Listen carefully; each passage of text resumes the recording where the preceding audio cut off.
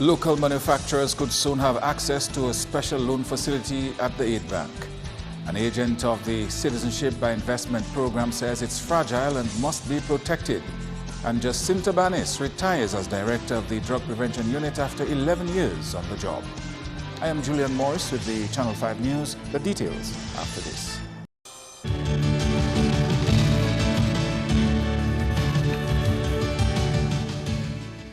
Local manufacturers could soon have access to a loan facility at the Aid Bank to help in adding value to their products. Manufacturers who are not part of a recognized association are being encouraged to do so in order to take advantage of this opportunity to be made available by government. Prime Minister Skerry told manufacturers at a State House meeting on Thursday the loans to be disbursed by the Aid Bank will not be used for refinancing. I wanted to allow you to get together and to look at the needs of your membership and in a realistic manner make certain recommendations to the government.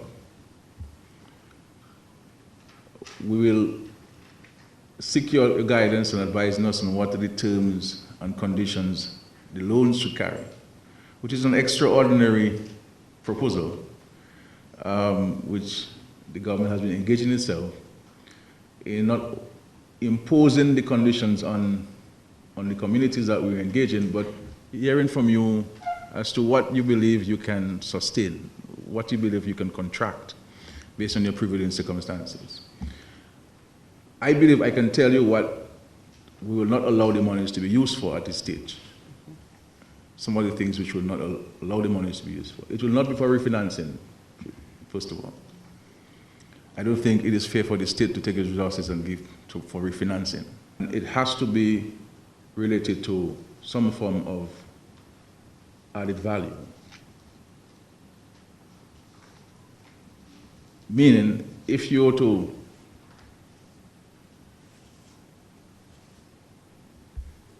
acquire a loan under this facility, then you could import things, yes, but it has to be a situation where you add value to what you're importing.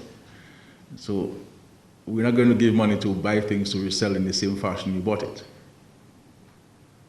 There's no help to the economy that way. Mr. Skerry promised to put a team together to meet with the country's manufacturers to advance that plan. The leader of the parliamentary opposition, Honorable Lennox Linton, has reiterated concerns over the management of funds received under Dominica's Citizenship by Investment program. The opposition leader told the UWB meeting in Upper Canefield Thursday night there needs to be greater transparency as regards the revenue earned from the sale of Dominica's passports. Mr. Linton also voiced renewed concern over delays in rebuilding the Marigot Hospital. The healthcare services of Dominica are under his watch. He's responsible. We don't have a hospital in Marigot. A hospital that serves the Kalinago territory to Calabishi. Shut down for termite infestation 2 years ago. Shut down again earlier this year because of mold in the makeshift arrangement that they entered into. And promise after promise after promise, going back 3 years, that a new hospital will be built in Marigot. They just found out, after all these promises of the last few years, they just found out recently that they must outsource the designs. At a 23rd November news conference, the Minister for Health updated the media on the status of the Marigot Hospital. Given of course, the capacity issues that exist within the government system, and where a lot of times that we have to depend on another government department for some of the technical work, in this case being the Public Works Ministry, of course, with their limited staff, etc. Cabinet has taken the decision to outsource the process in terms of the design of the Marigot Hospital, because we would have had, and I think this is why I said earlier that I've never shied away from responsibility. I think, as I said, the ministry, and I have been the minister, of course, will take the full responsibility that we dropped the ball a bit, because this money would have been sitting there for the past year plus. In last year's budget, money is $300,000 for the designs of the National Hospital, of the Marigot Hospital.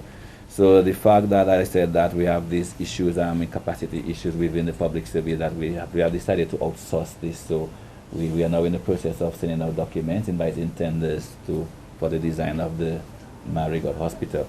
The health minister also dismissed allegations that Marigot was being unfairly targeted, saying that as a medical doctor himself, he would not sit by and allow any community to be marginalized.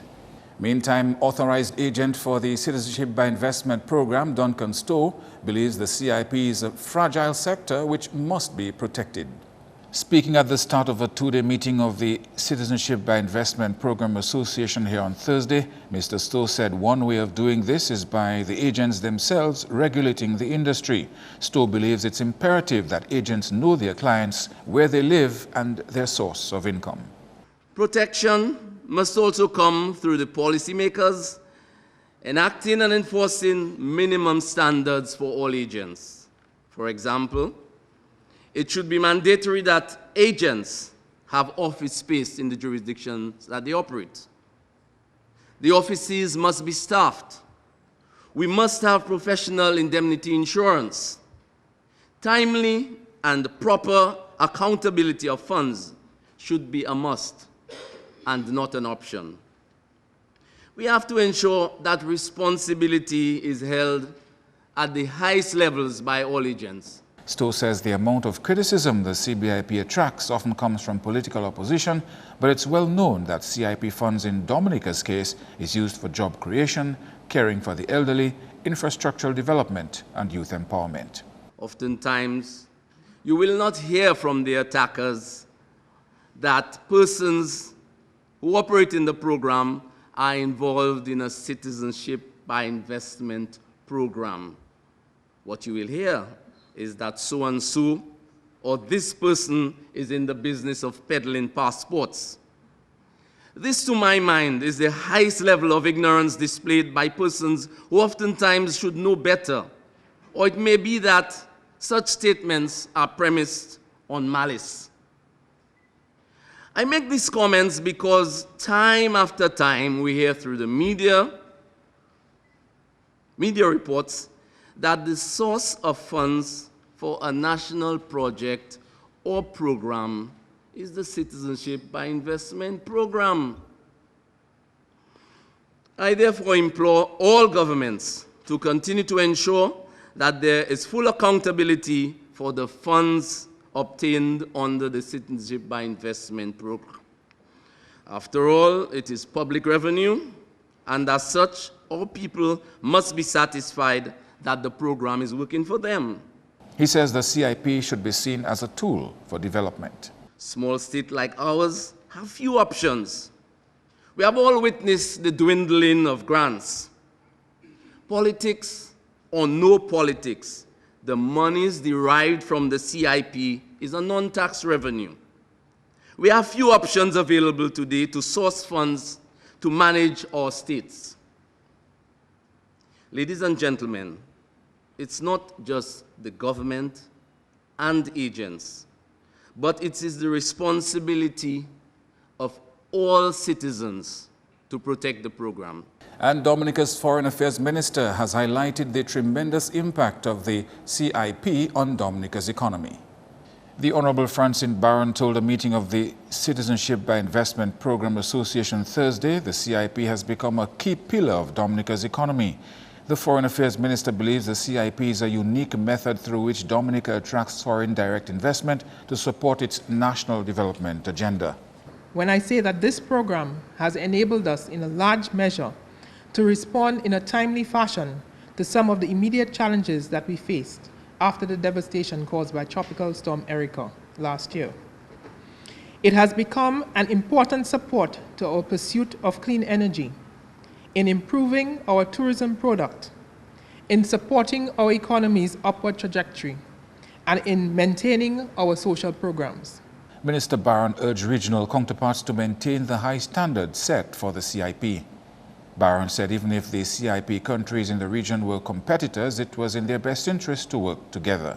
We cannot allow our programs, with all they have to offer, to fall into disrepute and lose worldwide traction because of mishandling or because of rivalry amongst us.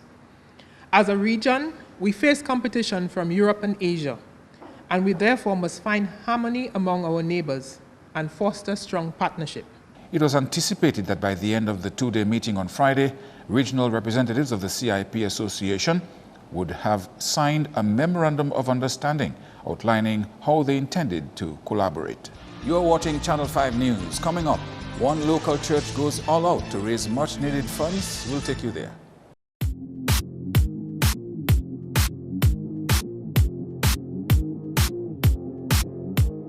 Thank you for staying with us. Jacinta Banis is making her way out of the public service after 11 years as director of the Drug Abuse Prevention Unit. Banis is on pre-retirement leave, after which she will officially retire next year. She used the closing of a drug education workshop for prisoners to announce her departure. She told Channel 5 News it's a bittersweet moment for her. Sweet in the sense that I'm going to be on my own. I'll probably get about what time I want to. Bitter in the sense that I'm going to miss the work that I'm doing, which I really enjoy doing, but there comes a time when you have to say goodbye. There are many highlights. I think the prison program over the last 5 years has been a good program that we have initiated, to the point that even when the prisoners are released, there's still a connection with them. I think I have taken the unit to another level, made it more visible in the community. I think we have spread our tentacles to almost every community.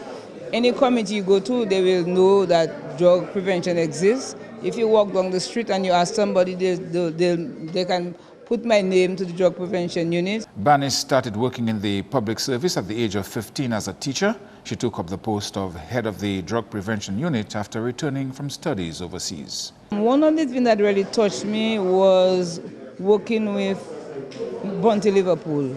I remember the day Bunty came to the office and said he wanted to stop doing drugs, and I didn't know what to do. I just said, sit there for a while and just be with yourself. And he stayed there. He cried for almost 2 hours, and finally I said, okay, you really want to stop. So I see that he really wanted to make that step. So I decided to start something with them. So there were about 5 of them. I would cook the food. I called the youth division to let me use the youth center close to the High Court up there. So I would go there on certain days. I think it was a Tuesday. And I remember people telling me, you're wasting your time, you're not going to succeed. So I said to them, if one person change, and today I'm very satisfied that Bunty has done very well until he can help other things. So that alone has given me a lot of satisfaction. So that's one area. And there are other persons that I have dealt with who have completely left, whether it's with alcohol, crack or cocaine. She's a former senator of the Dominica Labour government. I served as a senator for 2 years in the Ministry of Community Development, together with Mr. Matthew Walter. Yeah. Could we ever see you making a re-entry onto the political scene? No. I ran in 1990 on the Dominica Labour Party ticket, but I don't think I want to get involved in the political arena anymore. But what I can do to help my country, I think I have a bigger vision. What I can do for Dominica, I will do for Dominica. So currently, even at home, I'm helping the common entrance, the grade 6 children with their preparation for the exam. So I volunteer, I've already started volunteering. In other news, a greater focus on entrepreneurship within the region is the vision of the OECS Competitive Business Unit for 2017. Acting head of the OECS CBU, Marlon Marie, explains that the regional body is taking this path to change with the times. And we are looking at the way that we work, and we recognize that the economic climate is changing, and we too must change as well. So our focus is being shifted towards more entrepreneurship and a drive towards entrepreneurship and creating a culture of entrepreneurship.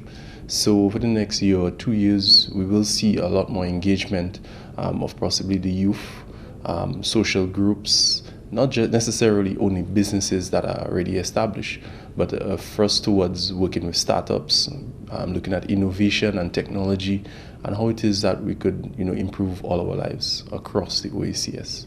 The European Union funded 10th EDF program of the OECS CBU comes to an end in March next year. Earlier this year, concerns for EU-funded programs arose with the Brexit event. However, Marie is assuring the public that funding is secure for the 11th EDF program. Nevertheless, there will also be a shift in the donors being targeted to fund future projects of the OECS CBU. Our source of funding for projects, we have various sources that we target. The European Union funds, as I previously said, there is the 11th EDF that would be coming on stream sometime next year. So that is one source of funding. But we also have other sources that we are currently negotiating. I can say even with Matnik being part of the OECS now, we're working very closely with them on a project proposal, and we're hoping that some of these initiatives can come on stream as soon as possible. We're also working with CARICOM and CARIFORUM to see what avenues we have for us to be able to have a holistic approach in the OECS. Marie says so far the feedback regarding the unit's focus on entrepreneurship is very encouraging. We're looking at what I call the vertical sectors within the economy, the direct sectors, so agro-processing, manufacturing. And we're also taking a horizontal approach as well, where we're looking at e-business, technology, innovation, even the creative sectors. We have started to do some soft testing of some of these e-business initiatives over the last year and a half. And things like crowdfunding, training, and those kind of things. These are the areas that we have looked at, and it has been a positive, feedback. And the first ever youth peace camp hosted by the Bureau of Gender Affairs is set to be replicated by the OECS Juvenile Justice Reform Project next year. Acting Director of the Bureau of Gender Affairs says the peace camp was very well received by the youth, and the Bureau continues to work with them for their further development. We build this connection with some of them that they continue to come to the office. Every time they come to town, you know, that they reach out to us. We've engaged them. Even after that, we engage them in a mural painting project. And what we've decided to do was to engage them at least every quarter, do an activity with them. We recognize that we need to keep them engaged because, you know, you do not want to just bring them for a week camp, introduce them to concepts, get them to think about things differently, and then you just leave them on the wayside. So we've decided to continue until we reach to a point where we feel like we've really made a big impact. Not to say that we haven't, because we know a few of them who are currently in counseling. The counselors have reported back to us in terms of changes that they've started to notice and so on. Paul says the programs have been a success and there are plans to expand the reach of the camp so that more youth can benefit.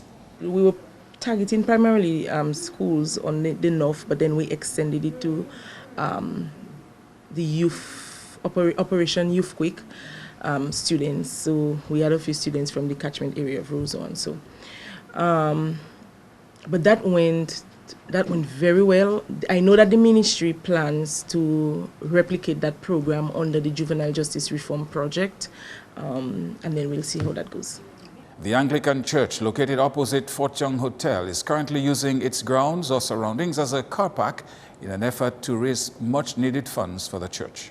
The car park is available to the general public from 8 to 4:30 daily. Reverend Janet Roberts said drivers interested will only be charged $5 for the entire day. She says there are a number of tasks to be completed at the church in the new year. Meantime, the church is also renting the building for gospel concerts. That's news. Coming up, your sports highlights with Kenny Williams.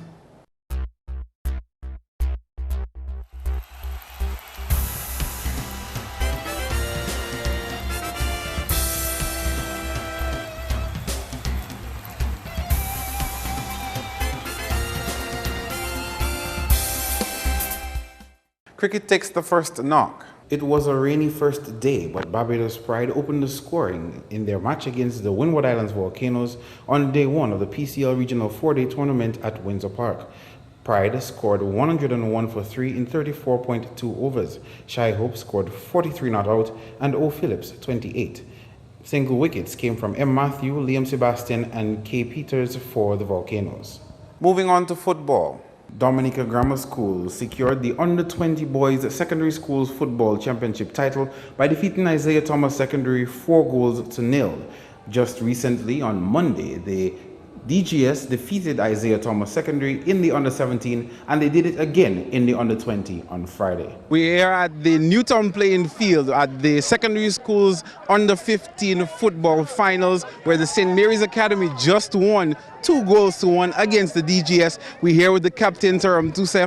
Just what's the feeling like in your camp after winning this championship? We're very excited because it's been years since we haven't won it, and after droughts, we finally won it. You know, I spoke to your coach just yesterday, and he was saying, you know, you guys aren't afraid of the DGS team. You are going to bring it to them, and you did just that here today. Yeah, well, we made him proud. And what do you think got you all the win here today, coming against DGS, who is a very strong team? The push and motivation from our coaches, Mr. Maggie, Coach Lewis, Bro James, they push us a lot. So we had to do them a favor and win it for them. Boy, the word is not even there for now, but all I can say it's a great feeling. The guys work hard. We had a nice session yesterday. We had our game plan. We came out to score, and that is what we did to win the championship. When I saw the first goal score, I said, yes, at least we are over the bar. So all we need to do is just keep on working, and we'll go over the bar completely to win this game. Moving forward, what's next for the SMA team in the arena of football? Well, moving forward, that's a team that we had since from first form growing. What we want to do is to bring them to the under-17 level. We have 2 years of the players again, so we try our best to just develop so we can win the under-17 at least 2 years on a stretch. All right, Joel, probably not the result that you wanted today, but still a very competitive and emotional game for you here at Newtown. Yes, to be honest, my boys and them, I'm very, very, very, very, very, very much satisfied. As I told you, the game is played on the day. Everybody thought this was going to be a walkover. Because at the beginning of the season, I didn't even know if we had a team. But I mean, the guys, we came together, we trained under the rain, the mud, the sun. But today, I mean, we lost, and I mean, like, nobody likes to lose. But I mean, in my heart, to me, my boys and them, they are champions. Because I mean, the level of determination, you know, I mean, the determination and the spirit they played for the second half, I mean, trust me, I words cannot explain. I mean, congrats to the boys. Well, congrats to SMA. First time in 8 years, they're the better of me. So congrats to them. But in my heart, my boys and them, I'm really appreciative, man. Next up, it was a rather competitive game, and the results would have proven it as the Buster Warner and East Central teams played to a 0-0 draw in action from the DFA Division 1 League on Thursday. The games continue on Saturday when Police Sports Club takes on ACS 711 Portersville Tarish United at Newtown Playing Field from 4 in the afternoon. And in a double-header on Sunday at Portersville, Haitian Angels will come up against Buster Warner from 3 to be followed by Element Agency's LA Stars versus RC Doctors at 5 p.m. On to international cricket, Moeen Ali's 5th Test century steered England past a shaky start and moved them to a solid 284 for 4 at the end of day 1 of the Test against India on Friday. Ali smashed 120 not out with Joe Root adding 88. Ravindra Jadeja picked up 3 for 73. Meantime, on day 2 of the Test between Pakistan and Australia, resuming on 288 for 3, the Aussie side was bowled out for 429. Stephen Smith added 130, Peter Hanscom 105, and Matt Renshaw 71. Waba Riaz picked up 4 for 89 and Mohammed Amir 4 for 97. In reply, the Pakistani side made 97 for 8, with the highest score being S. Ahmed's 31 not out. Josh Hazelwood took 3 for 19 and Mitchell Stark 3 for 45. Finally, in sports, Trennis Hamilton had a great performances for Dominica Grammar School in the Sports Division Secondary Schools Under-16 and 20 netball competitions on Thursday. In the Under-16, Hamilton scored an impressive 31 against Northeast Comprehensive 5 to help her team secure the win. Again, in the Under-20, she had a good day with the ball, adding 25 to help bring her team to 37 against Convent High School's 21. That's all the sporting highlights for now. I am Kenny Williams. Do have yourself an awesome weekend.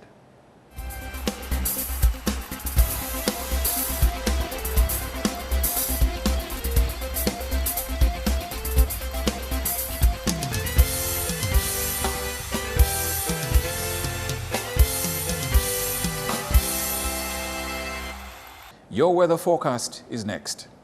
Hello, good evening. Welcome to tonight's weather broadcast. I will be your presenter for this evening, Farah Rockere. Today, the weather conditions at both the Canefield and Douglas Charles stations were generally cloudy with a few scattered showers. Today, the Atlantic high pressure system was a dominant feature across the Lesser Antilles, and that produced a brisk trade wind flow, which pushed some shallow low-level clouds across the eastern Caribbean. What we also observe on the visible satellite imagery is this area of dense high-level clouds, which which extended from the east to the west.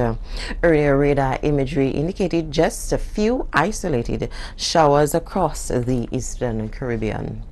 The weather tonight is expected to be mostly cloudy and windy with scattered showers, and similar conditions can be expected for tomorrow as well. A small craft warning is still in effect for dangerous seas due to easterly swells and high winds. The sea conditions will be moderate to rough, and waves are expected to peak up to 10 feet. Let's take a look now at the weather for the next 3 days. Well, similar conditions are expected. That is mostly cloudy skies with scattered showers, and windy conditions also is expected, and an increase in wind speed is expected for the last 2 days. That is Sunday and Monday. The weather for the rest of the Caribbean tomorrow: mostly cloudy skies with scattered showers are expected for the northern portion, and partly cloudy to cloudy skies with showers expected for the southern portion. Of course, windy conditions are also anticipated for the Lesser Antilles. On the international city forecast, cloudy skies with some showers expected for the cities of New York and Caracas, partly cloudy skies over Miami, and some fog is expected in London, and sunny skies anticipated for the city of Beijing. The sun will rise tomorrow at 6:25 a.m. and will set at 5:39 p.m. Feel free to visit our website at any time.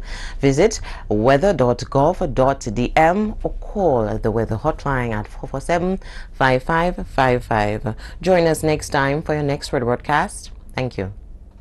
To end the news, the headlines again: local manufacturers could soon have access to a special loan facility at the Aid Bank. An agent of the Citizenship by Investment program says it's fragile and must be protected. And Jacinta Banis retires as director of the Drug Prevention Unit after 11 years on the job. Feel free to contact us at news@marpin2k4.com. You can also access our past newscasts on our YouTube channel. On behalf of the production team, I am Julian Morris. To our viewers around the world, thank you for watching.